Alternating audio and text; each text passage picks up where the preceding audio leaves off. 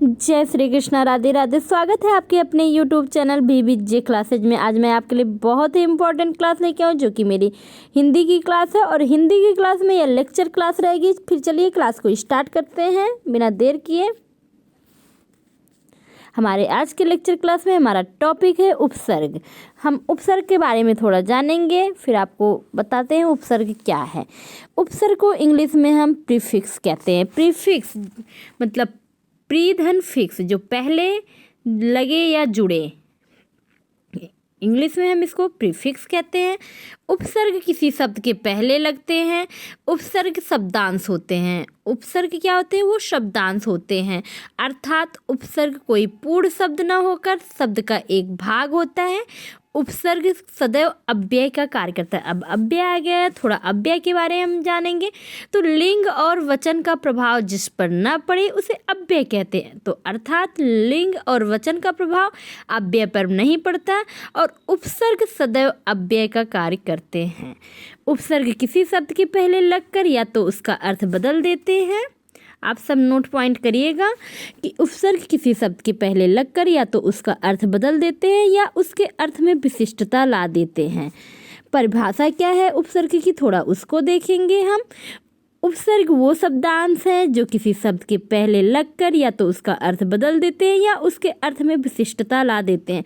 जैसे आप लोग एग्जाम्पल से देखिए, अच्छे से समझ में आ जाएगा। हमारा एग्जाम्पल दिया गया है योग्य। योग्य मतलब क्या होता है? योग्य मतलब होता है लायक। और अधन योग्य अयोग्य हो गया। आ उपसर्ग लगा, आ उपसर्ग जब लगता है तो ये अयोग्य हो जाता है और अयोग्य का अर्थ होता है नालायक। देखिए अर्थ बदल दिए ना, ये देखिए लायक से नालायक हो गए। तो अब आगे देखिए, वन है, वन को हम क्या कहते हैं? वन को हम जंगल कहते हैं। जंगल में क्या होते हैं पहले ये थोड़ा देखिए। जंगल में पेड़ पौधे होते हैं, पशु पक्षी होते हैं, कोई कहीं आ जा सकता है, कोई किसी को मार सकता है।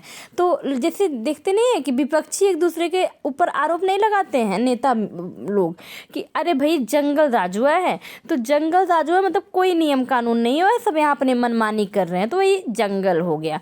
तो वन को हम जंगल कहते हैं। लेकिन अगर हम वन में उपसर्ग जोड़ देते हैं तो वो उपवन हो जाता है। तो क्या हो जाता है? वो उपवन हो जाता है। जब उपवन हो जाता है तो हम उपवन का थोड़ा देखेंगे। उपवन किसे कहते हैं? देखिए उपवन क्या होता है? उपवन को हम बगीचा कहते हैं। बगीचे में पेड़ पौधे होते हैं, पशु पक्षी होते हैं, सब कुछ माली के अनुसार होता है। सब कुछ किसके अनुसार होता है? माली के अनुसार। मतलब हम कह सकते हैं ना कि बगीचे में कोई कुछ भी अपने मन से नहीं कर सकता। बगीचे में जो उसका जो माली होता है वो उसके अनुसार कार्य करता है, जबकि जंगल जो होता है वो अपने मन से जंगल राज चलता है, कोई नियम कानून प्रशासन नहीं रहता है। तो ये देखिए, अब देखिए वन से उपवन का अर्थ विशिष्ट हो गया है। वन से उपवन का अर्थ विशिष्ट हो गया और यहाँ पर देखिए अर्थ को बदल दिया गया है। जहाँ आ उपसर्ग लगे वहाँ पर लायक से नालायक हो गया और यहाँ पर देखिए अर्थ विशिष्ट हो गया। तो वही कहे ना कि उपसर्ग किसी शब्द, ये देखिए वही नोट पॉइंट में लिखे हैं कि उपसर्ग किसी शब्द के पहले लगकर या तो उसका अर्थ बदल देते हैं या उसके अर्थ में विशिष्टता ला देते हैं। ये हमारी परिभाषा होगी, आप लोग इसको नोट करिएगा। फिर ये हमने एग्जाम्पल दिया। अब चलिए हम आपको बताते हैं कि उपसर्ग कैसे हम पहचानेंगे। उपसर्ग सदैव शब्दांश के रूप में निकलते हैं। उपसर्ग सदैव शब्दांश के रूप में निकलते हैं। आप लोग इतना नोट करिए। जैसे अगर आ जाता है ना राम कृष्ण, अब आप लोग सोचेंगे शब्द के पहले तो राम कृष्ण एक दूसरे से जुड़े हैं, राधा कृष्ण ये भी एक दूसरे से जुड़े हैं, तो मतलब ऐसे नहीं कि सीताराम ये भी जुड़े हैं। तो देखिए उसीलिए हम कहते हैं सीता एक पूर्ण वर्ड है, पूर्ण जो है शब्द है और राम भी एक पूर्ण शब्द है। तो हमने बोला ना कि उपसर्ग सदैव शब्दांश के रूप में निकलते हैं, ना कि पूर्ण शब्द के रूप में। उपसर्ग निकलने के बाद सदैव एक पूर्ण शब्द बचता है। अब देखिए उपसर्ग जो है वो उपसर्ग निकलने के बाद सदैव एक पूर्ण शब्द बचता है। उपसर्ग निकलने के बाद जो शब्द बचता है उसका अर्थ उपसर्ग सहित शब्द के अर्थ से मिलता जुलता होना चाहिए। लोग ये ना, आप अगर ये जो 3 बात हम बता रहे हैं अगर आप लोग अपने माइंड में सेट कर रहे हैं तो उपसर्ग से क्वेश्चन गलत होगा ही नहीं। देखिए उपसर्ग अगर निकल जा रहा है तो जो अर्थ उसका बन रहा है ना, जो उपसर्ग सहित उसका अर्थ था, दोनों का अर्थ मिलता जुलता होना चाहिए। अब आप एग्जाम्पल के तौर पर यहीं देख लीजिए। देखिए ये योग्य था, उपसर्ग रहित था।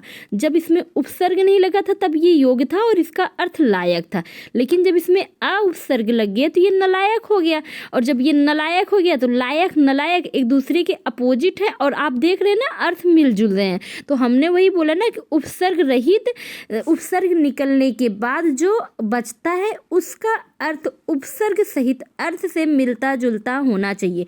ये पॉइंट आप लोग नोट कर रहे हैं ना, तो आप लोगों को उपसर्ग से कोई भी क्वेश्चन गलत नहीं होगा। अब यही देखिए, अब ये देखिए वन था, वन का अर्थ क्या होता है? जंगल, और जब उपसर्ग लग गया तो उपवन हो गया, और उपवन का अर्थ क्या होता है? बगीचा होता है। ये भी अर्थ मिलजुल रहा है, इसमें भी पेड़ पौधे पशु पक्षी, इसमें भी पेड़ पौधे पशु पक्षी। तो हमने बोला, वही बोला कि उपसर्ग जब रहेगा और उपसर्ग जब निकल जाएगा एक दूसरे का अर्थ मिलता जुलता रहेगा। आप कोई भी, जैसे जब आप संधि विच्छेद करेंगे ना, आप लोग देखिएगा कि जब आप लोग उसको कर रहे हैं, चलिए हम दिखाते हैं। अच्छा ये देखिए, उपसर्ग शब्द में उपसर्ग है, उपसर्ग है, उपसर्ग है, उपसर्ग है, या फिर अन उपसर्ग है। चलिए आप लोग देखिए, हम देखिए क्वेश्चन क्या है, हमने बताया उपवन का। अब देखिए उपवन का हमने एक बार संधि विच्छेद किया, ऊधन पवन। पवन मतलब हवा होता है। क्या पवन और उपवन में कोई मेल जोल है? हमने बोला कि अर्थ मिलता जुलता चाहिए। पवन उपवन, आप लोग बोलिए चलिए ठीक है, हवा हवा आती जाती है, हवा तो सब हर जगह, तो ऐसे थोड़ा होगा भाई, हवा तो हर जगह रहती है, हवा तो घर में भी रहती है, कमरा में भी रहता है, बाहर रहता है, सब जगह रहता है। लेकिन हमने बोला कि अर्थ मिलता जुलता रहना चाहिए, लगभग मतलब मिलता जुलता रहे। अब बताइए, उपवन और हवा का लेना देना नहीं है। अब हम चलिए, अब इस तरह से मत रिलेट करिएगा भाई, हवा तो उपवन में रहेगा, बगीचा है तो वो तो हवा कहीं भी रह सकता ना। अब देखिए, अब आगे हम अगर कर रहे हैं, अगर हम ये, चलिए ये कट गया, फिर हमारा उप आया, उपधन वन, उपशब्दांश हो गया, उपशब्दांश हो गया, और वन मतलब जंगल, और उपवन मतलब बगीचा। तो हमने बोला ना कि अर्थ मिलता जुलता रहना चाहिए। देखिए अर्थ मिल जुल रहा है ना, उपवन और वन।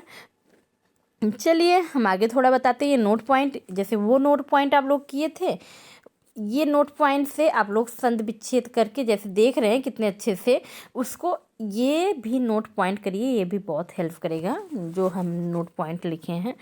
जब किसी शब्द से उपसर्ग निकालना हो, जब किसी शब्द से उपसर्ग निकालना हो, उपसर्ग निकालना हो, यदि शब्द का प्रथम वर्ण स्वर है, शब्द का प्रथम वर्ण, आप लोग नोट करिएगा, शब्द का प्रथम वर्ण स्वर है तो पूरा स्वर, हमने बोला शब्द का प्रथम वर्ण स्वर है तो पूरा स्वर, यदि व्यंजन है तो आधा व्यंजन निकलता है, यदि व्यंजन है तो आधा व्यंजन निकलता है। फिर इसी क्रम में आगे वर्डों को जोड़ना चाहिए। देखिए हम अंडरलाइन किए हैं। अब देखिए इसको दिखाते हैं कैसे। जैसे अनाथ शब्द में उपसर्ग है, अधन्नाथ पूर्ण शब्द। हमने बोला ना, जब किसी शब्द से उपसर्ग निकालना हो, यदि प्रथम वर्ड जो है वो स्वर है तो पूरा स्वर। यहाँ पर अनाथ में प्रथम वर्ड क्या है? अ है, तो पूरा स्वर आ गया अध, और इसके बाद फिर नाथ आ गया। उसी तरह उपदेश में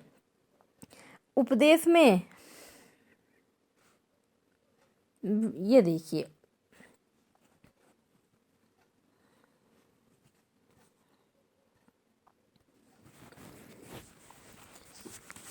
देखिए, अनाथ है तो अधन्नाथ पूर्ण शब्द, ये देखिए इसमें बन रहा है। फिर